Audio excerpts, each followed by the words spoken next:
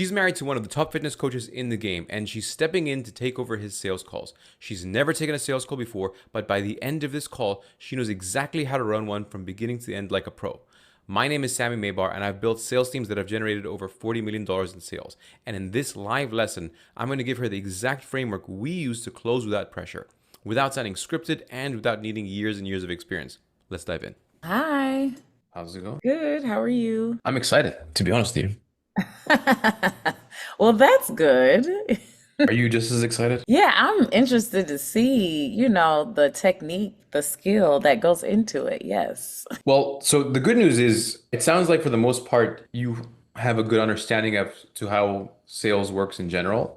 My goal today, and we'll be doing more of these in general as time goes by. I think it'll be just fun for you to have really a way to show you how to make sure that the clients who are showing up to our doorstep are taken care of. We're going to go ahead and get started and dive into this. So I'm excited because in general, the fitness space is a very, very near and dear place to my heart. I got my start in sales in that field, and I think it's a lot of fun because there's always going to be a problem of people who want to lose weight. There's always going to be a problem of people who want to get in shape, especially as time goes by and more people are stuck in chairs and stuck at their homes. And convenience of ordering food is at an all-time high where I can snap my fingers and have anything that I can fathom delivered to my doorstep. Yeah. It's actually scary because, so I live in New York, and if I open up Grubhub or DoorDash, any of these apps, there's a good, I'm not even over exaggerating, there's a good 4,000 places I can order from just my location. And I don't even get the full service of everything. So if someone else in another location may have like 8,000 options. Insane. That's crazy. What part of New York you in? So I'm in the area, it's in Queens. Starting from the top, when people show up to work with us or they're looking for help in their fitness journey, a lot of people have made the mental decision that, you know what, I'm interested in finding out more. Let me see what this whole thing's about. Our goal on the call, and I'm sure you probably know this, especially with Brennis as the trainer that he is, he's a helper. He wants to give advice, he wants to give feedback. So he sometimes, and I'm sure I'm making assumptions here, but I'm sure he'll go above and beyond to help the person as much as he can on the call. But what ends up happening is the person says, cool, this is great. I'm going to go ahead and try out these tips and tricks, and I'll get back to you when I need help. Unfortunately, if it was that simple, people would show up to a one call and they'd call him back in 6 months and be like, I'm jacked. I don't need any help. That one phone call changed my life. They're not there for that one tip that's gonna change their life. There isn't like a 0 to 100. They're there for the 1% changes that are gonna happen day over day over day for the next 6 months. That's gonna get them to the results. Right. People think one unlock is gonna get 100. Oh, if I just fast every day, I'm gonna be in shape. Well, sure, but 10 other things that you have to do at the same time. Are you in a calorie deficit? Are you actually working out? Are you checking out what you're putting into your body? Are you getting the sleep that you need? All these things kind of fit into one. Our goal on a sales call is not, contrary to popular belief, our goal on a sales call is not to sell them. Our goal on a sales call is to help them open up about the things that they're struggling with out loud, things that they may have not admitted to themselves, so that we can put it on the surface. And then our goal is to basically say, where do you think we should go from here? And they go, well, how does it work? How can I work with you? It's almost like permission selling. Let them bring, if you say you're overweight and if you keep going on like this, you're going to get a heart attack. You're never going to be able to pick up your kids. It's like scaring someone with cigarette labels, right? The cigarette labels all say, hey, if you smoke this packet of cigarettes, you could get cancer. Does that stop a single person from saying, oh, I guess I should stop smoking? Not at all. Right? It's wild. So the better way to think about it from now on, like when you're thinking about sales, think about it. This person has a cigarette addiction. And our goal isn't to hammer him with stop smoking cigarettes, you're going to die, like cancer, but they know all this stuff.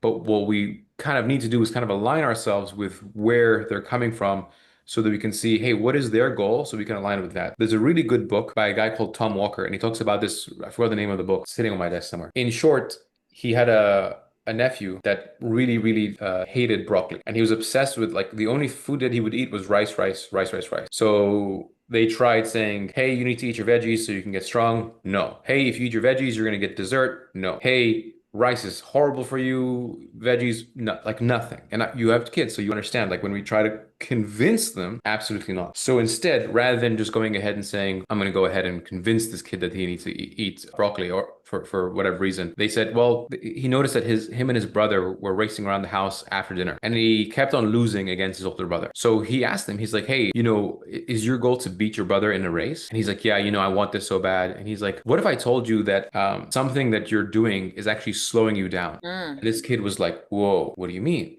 And he's like, well, is it possible that something like rice, which makes you feel a little bit sluggish after a meal, is actually causing you to lose the race versus win the race?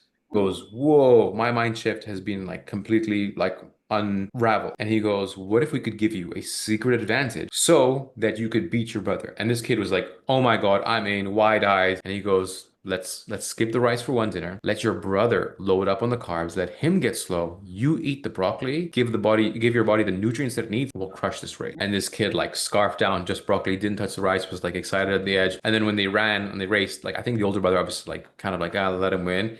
And he lapped him. And now like all he demands is broccoli every day. Oh my But like God. that move, it's so smart when you see things like that. Like that move made the kid see it versus trying to convince him, hey, rice is terrible for you. Broccoli, you need to eat broccoli. You need to go strong. None of that works. Hey, cigarettes cause cancer. None of that works. People don't care. But if you find the goal that they align with, that's what we're trying to do. So you probably show up on a sales call, and I'm sure Brennis does the same, and he knows exactly what's wrong with their diet, what's not working within the first 3 minutes. However, if they don't say it themselves, they don't want to hear it. Okay. Your only goal on a sales call is honestly to ask questions and let them open up. Yeah. Let them not only, because it's not about them admitting it to you, it's about them admitting it to themselves so they can say, man, this is a problem. Got Same it. thing with someone who's smoking. If I was trying to get someone to quit smoking, I'm like, look, I'm not going to tell you that it causes cancer because I don't want to hear that. You don't want to hear that. But for you, what is something that you want to do in life? And they say, well, I want to be able to go on all these hikes and all these mountains, blah, blah, blah. Cool. I don't butt heads. I just ask questions. I'm like, just curious. If you continue down the path that you continue, do you think you'll be able to take more hike or less hike? And then they'll be like,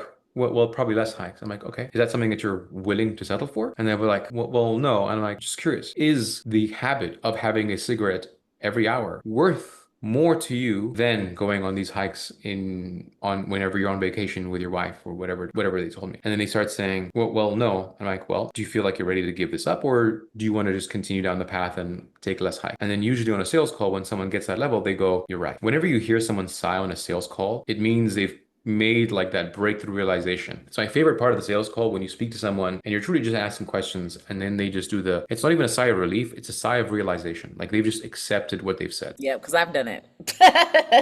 Do you mean the sigh of relief or realization? The realization when I need something or I need to, like something hits me and I'm like, yeah, I need to do that. Or yeah. Yeah. So today we're going to go through and we're going to keep this very, very simple. There really is only 5 main questions that you should be asking on a sales call.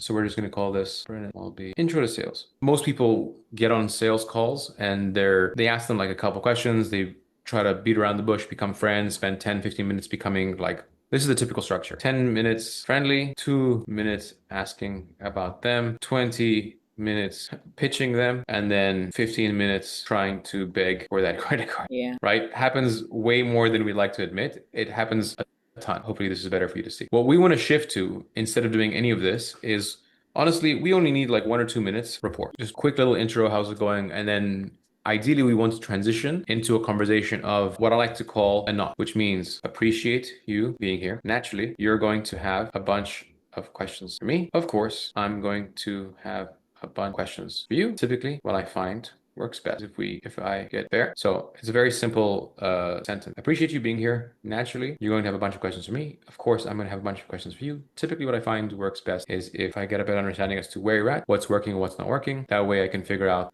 if I can help or not. Sound fair? Yeah. So the reason why we're doing this part of the call is because we want to understand, how do we set the frame for the call so they're not coming to us and hammering us with questions? Because someone may get on the call saying, hey, coach, what should I be eating? How many calories? All that stuff. And if we give them that, we're giving them the band-aid solution to a broken leg. They're coming to us with a broken leg. We need to either put them in a cast, we need to do surgery, or we need to send them to a different doctor. Yeah. Our job on the call, like if someone comes to you and says, hey, 300 pounds overweight, and I need to get to 100 pounds by tomorrow, that's not right. That's not you. Like you can't help. So as a doctor, you can say, hey, I appreciate that that's your goal. Unfortunately, for what you're looking for, I'm not the person who can help. maybe you need to go through some surgery, like some gastric sleeve, something. I can't help you with that, like, so you can turn them away. Yeah. But if someone has goals that fit into your scope of work, of what you can actually do, then obviously that's someone we can work with. That's someone we can help. Got it. Cool. Appreciate you being here. Naturally, you're gonna have a bunch of questions for me. Of course, I'm gonna have a bunch of questions for you. Typically, what I find works best if I can understand it. So I'll start at the top. Now, when it comes to self-development, most people have a hard time setting a goal or talking about the goals that they have, but they have an easier time talking about their problem. If you tell someone what's the goal, they're like, I just want to lose weight. Yeah. Pretty vague, right? I just want to lose weight. Well, how much weight? Like, but they're very good at talking about all the things that are negative, not working well. There's a reason why the news only puts negative stuff in the media. You don't hear about every cure for cancer and every cure for the, like, all day it's war, explosions, fires, like it's all the bad stuff, not so much positive stuff. So we've almost been conditioned and our brain works in a way where it focuses on negativity first. Yeah. So rather than fighting human psychology, let's ask the question, what's currently not working for you? First question on the sales call, what's currently not working for you? They're going to go ahead and tell you a data dump of information. Well, I work 9 to 5. I have a 45-minute commute there, 45-minute commute back. By the time I get home, I can't. I'm too lazy to cook food. Or too exhausted to cook food, and I end up ordering out. I end up going to the gym, and after 15 minutes, I give up. They're going to give you a ton. Okay. The one thing that I want you to kind of remember in your mind whenever, because there's only 5 questions that we're going to do on a sales call, at least for now. We're going to work on 5 questions. This is the 5, or let's just call them the main categories of questions. So we're going to do this as categories of questions. And can you send this to me when you're done? Of course, yeah, for sure. I'm gonna jump on as soon as we get off because there's like numbers in the DM. Good. We're gonna close a bunch of deals today. Okay, good. So when they start unloading and telling you all this information, your job is to dig. So what happens in most sales calls is they say, what's the goal? What's not working for you? Like surface level stuff. We want that deeper level stuff. The person who tells you about the hike that they want to go on so they can enjoy life with their partner and their spouse, that's a goal. But we need to dig even further than that. Cool. Do you mind if I ask you a question? Why is that important? Well, because I love my wife and I want to be able to give her the memories that she can deserve. But, every vacation we go to, we're at the bottom of the mountain taking photos up instead of being on the top of the mountain taking photos down. Powerful sentence. And then as a doctor taking notes, you just say, can I ask you something direct? Yeah. How does that make you feel? And then they go, oh man, well, to be honest with you, it doesn't feel great. So we want to be able to ask those questions. So whenever someone gives us a problem, we use the magical questions. How so? What do you mean by that? Could you give me an example? When you say this, when you say whatever they say, could you help me understand a bit better? Because when they say something that catches your attention, you need to hear it and learn how to take the shovel and dig so that they can bring it out to surface. And sometimes if you do this correctly, not everyone, some people will be like, you know what? I've actually never admitted that to anyone before. And you're like, we're making progress. Like this is what separates you guys from every other fitness coach that they're going to go on a call with. Every other fitness coach that they're going to go on a call with is going to be the same exact process. Yep, we're going to do this, we're going to do that. That's great. But who understood them more? You or someone who just did the previous example of, hey, let me fight you for 15 minutes to get your credit card? Right. So what's currently not work for you? How so? What do you mean by that? How does that make you feel? This one needs to be softened. It's kind of called like the velvet hammer. You're going to hit them in the face with a hammer, but you're going to have to ask them politely, like, hey, can I ask you a tough question? How does that make you feel? So, rather than just hitting them with it, you can kind of make it a little gentler. Yeah. They tell you all the stuff. Then we say, what's the goal? My favorite line is when I'm asking for someone what the goal is to say, if we fast forward 6 months to a year from now, where would you like to be? That's a good question. Right? Yeah. How would other people see you? Important questions for fitness. Well, my wife would respect me more. My boss would respect, like they open up and all of that. And then you ask a very good question saying, can I ask you a deeper question? How would you see yourself? Right? And that's going to be someone opening up. I'll be proud of myself. Yeah. I've been putting this off for the past 10 years. I'll be proud of myself. Like finally, what changes in your life when you hit this goal? They're going to open up and tell you all these things. These are the important parts of a sales call to go through so the person can fully let you in on everything that's going on. So we've gone through the first main 2 questions. What's not working for you? What's the goal? Ideally, what we're doing here is we're creating 2 different versions of the world. It's called Pain Island, and all the way over here at the other end of the page, we have Paradise Island, right? Most people, when they come to us, they're living on Pain Island. They're telling you about all this stuff that they're struggling with. We need to get a good understanding of this. While you're on a sales call, take note. Whether you like to type and you want to mute yourself while you type the notes, or you want to write it down, you want to take notes in their words. Mm-hmm. Truly the way that they say things. If a person says, I want to be able to climb the mountaintop because I want to be able to take a photo from the top versus the bottom, that's their words, not yours. So when you go at the end of it, say, hey, remember when you said you wanted to take photos from the mountaintop and not at the bottom? Here's how we get there. Mm-hmm. Or when we're pitching them and saying, we'll get you in shape within the next 6 months so that you can finally start taking photos from the top of the mountain, it aligns with their goals. And they're like, I'm in. Right. Exactly what I need. And obviously, the thing that gets us from Pain Island to Paradise Island is the Brennus shit, right? Most people, they focus their entire time on detailing about the plane ride to Hawaii, like the ship. Oh, we're gonna work out this program. We're gonna do this. We're gonna focus on this random little shoulder muscle to pop out. No one cares.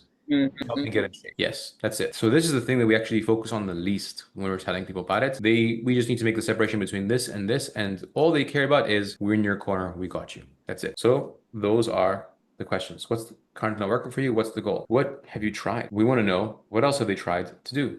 And why didn't that work? Because if Right. at the end of the call, you get to the end of the call and they say, let's just say Brandis' thing is, hey, you're gonna have to, intermittent fast. And they go, well, I've already tried intermittent fasting, it doesn't work. Yeah. So we want to hear all the things that they've tried so we can like let them out of ammo. So at the end of the call, we don't talk about the same things that they've already tried. Or we can say, hey, there's a reason why what you tried didn't work. Yeah. So what have you tried so far? Well, I've tried this, that, the other. And then my favorite question is, curious, why do you think none of those work? Because obviously, if they were on a call with you for help, none of those things work. If they did, we wouldn't be in the place we are.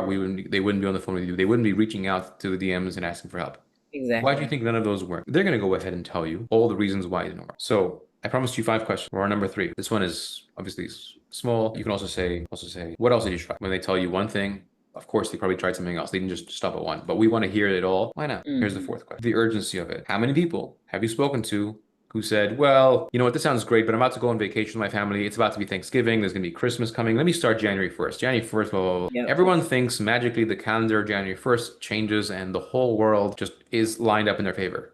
Birthdays are going to come up no matter what. Things are going to come through. Hurdles are going to happen. And if you can't do it while you're on vacation, like good luck doing it in like, there's always going to be something that happens. I live Yeah. in New York. Do you know how many people visit me to hang out and like, so it's easy for me to be like, cool, let's go get pizza every day. Oh my God, I can imagine. Yeah. So you really have to be strict with yourself and saying, no, I have to do this as a way of life, not as that. So my favorite question is when you say why now, I always like to say, why not in a year from now, 2 years from now, or even 2 days from now? Oh, that's good because you're getting them stuck. Well Well, we're said. holding them, they're coming to you to hold them accountable. Yeah. Why does someone go to a fitness coach? I need accountability. Yeah. Everyone knows they need to eat less food to lose Right. weight. Everyone knows they need to lift heavier things to gain muscles. Like I mean, yes, there's obviously science involved, but it isn't rocket science. Yeah. But they need accountability. They're coming to you more for accountability and structure than they are for anything else. So why not start on a sales call? We're going to hold you accountable. Yeah. So we say, why not a year from now, 2 years from now, or even 2 days from now? What this does is obviously makes them talk about the urgency as to why they want to start now. And I like to throw this year from now, 2 years from now, or even 2 days from now. Like I'll even stumble the words when I say it, so it doesn't seem like calculated. And then they go, well, because I can't take it anymore, I need to fix this. And if I don't fix this now, what better time to start? Blah, blah, blah. They're not getting any younger, whatever they're going to say. But now we're taking notes here. So at the end of the sales call, if they come to us and say, hey, Joy, Brennis, this sounds amazing. I have my parents flying in next month. And then in 3 months from now, it's my kid's birthday. And then in 4 months from now, can I get started in 5 months from now? Sounds like You go back and you use the notes from this to hold them accountable. We'll go into objection handling and all that stuff later. But the idea here, I'll give you like a quick little snippet, is we'll come in and say, look, can I be honest with you for a second? You just got done telling me that the reason why you need this to do this today is because this. Is that no longer important to you, or are you okay just putting it off? You tell me. yeah. You And they're gonna be like, oh man, you're right. All right, let's do it. Guess what? Who wants to go to the gym at 3 a.m. with Brennan? No one. Right. A few crazy people in this world Very want to wake up at 3 in the morning and go, or not even wake up at 3, wake up at 2 in the morning, show up to the gym with Brennis at 3 a.m. and start crushing it. yeah. But if they made the dedication or the commitment that they're going to do it, and we want to hold them accountable, they're not going to not show up because not only do they not want to disappoint themselves, they don't want to disappoint Brennis. Mm, And now we've held them accountable for the goals that they said that they want. right. With me so far, I know I've gone through a ton. Questions you have so far? Anything on the way? I'll let you finish and then I have questions because it's nothing pertaining to this one. It's just overall. Cool. We'll dive into that. Okay. So what's currently not working for you? What's the goal? What have you tried? Why now? And then simplest one. Do you want help? 5 questions. That's all a sales script really needs to be. 5 questions. Of course, we have deeper questions here and all that stuff, but each part of this is a separate section. And of course, they're going to say, yeah, right? But permission sales, they're asking us for help versus us saying, well, here's how I'm going to change your life. I'm going to get you shredded in 6 days and blah, blah, blah. Yeah. We're saying, do you want help? And they say yes. And I'm like, cool. And I'll go into this briefly, but the next phase is basically, because this is going to be a whole other section of a call, but we need to say, when they say, do you want help? We say, yeah. They say, of course. And then you do what I like to call recap. So you say, mirror note, let me see if I'm on the same page. Recap their goal. But you keep it like a 1 minute recap, like less than that, maybe even 30 seconds. Oh. And they say, oh my God. And you say, does that sound right? Mm. Sorry, let me just make this better. Recap, 1 minute. You say, hey, it sounds like really what's been going on is you've had this stubborn belly fat for the past like 2 years and you've been really trying to get over it. And now what's working is you've tried all these things, they haven't worked out, but you're just serious to get this done now. And you want to finally be able to take photos from the top of the mountain. Is that accurate? Oh my God, absolutely. How did you know? Well, I know because I was listening and I asked you this question. But we get to the end of the call and we have all this data that they gave us. And then we say, look, based on where you're at, I absolutely know that I can help. Happy to walk you through that if it's something that you're open to. Permission sales again. They're like, please tell me how you help. So rather than us just pitching, we say, look, based on where you're at, I absolutely or definitely know I can help. Happy to walk you through what that looks like if it's something that you're open to. We're not chasing them. They're coming to us and saying, please fix my problem. And then lastly, when we say we're trying to fix their solutions and fix their problems and give them solutions, we don't want to go into a 15-minute presentation. We want to keep this wrapped up within under 5 minutes. And we need to figure out a few categories that make us sound unique and how we're going to help fix their problems based on stuff that we're going to keep teaching them in the program. I'll give you an example. If we're trying to say, here's how we help, I like to use the words of, I'll give you an example. In fitness, really, it's about calories in, calories out. It's about the workout program that they're going to be on, like actually going to the gym and doing the workout. And it's about rest, right? Like typically the most three common components are that. Now, if you say something like, hey, we're going to count your calories, we're going to get you to work out, and we're going to get you to rest, they've heard that stuff before. Yeah. So we need to make it sound like it's the Brennus unique selling component that's very different from everybody else. And so when we do this, the way we make this exciting is we say, I'll just give you an example. Okay. You know how the keto diet blew up a couple years ago? Yep. And people just said, oh my God, keto diet, and like people were losing their minds, blah, blah, blah. Well, 15 years before that, it was just called the Atkins diet. And they just relabeled it to something else. But because it sounded different, people were all on it. Yeah. So if our thing is, restrict your calories, right? We have to find a sexier way of presenting that makes them go, oh, this is something I haven't tried before. This is exciting. The reason why it'll work this time is because of the accountability. They didn't have that before. We're keeping them accountable. Right. So if we're trying to do like a restrictive diet where we're going to get them to like count the calories, but we'll call it something like eat your burger first. Oh, this is a terrible name. Please don't use this. Eat your burger first diet. And they're like, what does that even mean? Blah, blah. Calories in, calories out. Our goal isn't to restrict you from the foods that you like. We still want you to eat those burgers, but we want to make sure that you wake up in the morning and eat the biggest cheese. Please don't use this. This is a terrible example. I'm just making this as extreme as possible so you can get an idea. So at night, you go to bed satisfied that you had the burger. I'm just giving you an example. But they're like, oh, wow, this is something different, something I haven't heard before. End of the day, it's still calorie counting. If you eat your burger in the morning and you've finished all your calories for the day, don't eat anything else, and you're still within your thing. Yeah. The workout, instead of calling it like high intensity interval training, sounds exciting. It's pretty much just like working out different bodies. So what we will call it is the ABC workout, right? Whatever we call it. Or he has programs like that, like for name. sure. So start figuring out the naming conventions for each thing that you guys do, but keep it to like 2 or 3 things that make you guys unique, or at least the naming of them makes you guys unique. Okay. And then finally, each part we talk about. So let's just say we're doing diet, workout, rest. Not the, like I'm oversimplifying these, but obviously like the eat your burger first diet, your ABC diet, ABC workout, and then your sleep for 6 days solution, super fitness buster, whatever we call it. All of these need to be like a very short explanation about the solution, and we turn it back to something that they said earlier. So as an example of this, I would say, hey, Joy, remember when you told me that, you just love cheeseburgers? Like that's what you said, like you're obsessed with it. My goal isn't to take that away from you. My goal is to make you keep that in your diet, to keep it excited. So our goal is to figure out how do we calculate the macros every day, figure out your 7-day budget, so that on Saturday, when you are in the mood for it, we can make sure that every single Saturday you get your cheeseburger in the week. And you're like, boom, I love that. Two, hey, remember when you said you have a 45-minute drive to work and a 45-minute drive on the way back from work? Cool. Instead of making you go for an extra hour at the end of the day to the gym, what if we were able to give you a half an hour gym at the end of the day, but only a half an hour workout at home? So we get your full hour and you're still questioning it. You're like, wow, this is tailored to me. This is exactly what I need. And that's what we're trying to do. Everything we give them, end of the day, it's going to be diet, it's going to be workout, it's going to be rest. But the more we use the notes that they gave us back to them, and they go, this is truly customized to me. Yeah, This is for me. got it. Any questions so far? No. We'll go into the depths of the rest of the call on our next call. But Okay. for now, I wanted to give you just this main initial structure to have. And obviously, once we mention the talking points about, hey, here's how our program works, you also want to double down and check in how they feel. Hey, how does all this sound? Yeah. Sounds great. Cool. Do you see how this specific thing is going to help you get to your results you mentioned? Awesome.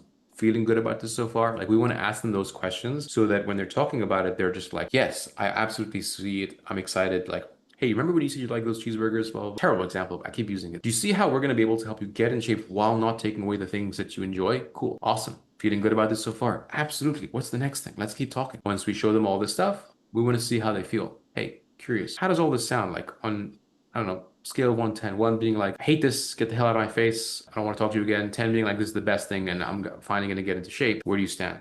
Mm-hmm. And we want to see how good they feel about this whole process. And once they say they're in, we say, cool, to work with us, it's going to be a 3-month program, 6-month program, whatever we want to tell them. And the price is X amount. So start at the 3K, Correct. and I was gonna see if they get approved, and then see what they get approved for. And if it's not 3K, then just say, okay, well, say they get approved for 16, then I can give them maybe a workout and something or a meal plan and something, but not the 3K package. What do you think? Correct. Hmm. It's unfair for us to sell the same thing to someone for 3,000 and the same thing for someone else for 1,600.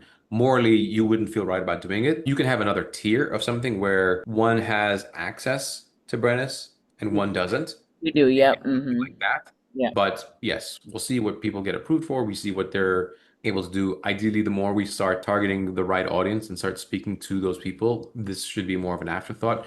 Right now, in the initial phases, Okay. So, for the intro, how do I introduce myself? Because remember, that's what I had a problem with. Because they're gonna want to talk to Brennis. Because remember, when we're chatting, they think it's Brennis. So I'm not saying this is his team member or this is his wife. I'm literally like acting like him. Hey, give me your number. I'll give you a call at whatever time. So they're gonna expect me to be him. So I don't know if you want me to follow up and say, hey, this is, or say, hey, someone from my team is going to be reaching out to you. But my thing is, I don't want them not to answer like, "Ugh, I thought it was going to be you." Versus if I start new, I can, tell them, hey, a team member versus, yeah, I'll reach out to you. Because some of them say I'm going to reach out to you. okay. So how should I So, introduce myself? What I should mean, look, first of all, honesty over everything. I don't like to like bait and switch someone and say, I gotcha, surprise, it's gonna be someone else. I? But I would go ahead and start talking. I'm like, hey, when's a good time to chat? Yeah. Because you're not saying I'm gonna call you. It's like, hey, when's a good time to chat? Cool, what's your number? Yeah. And then at the end, you can say, cool, my business partner, who is my wife, is gonna jump on a call with you.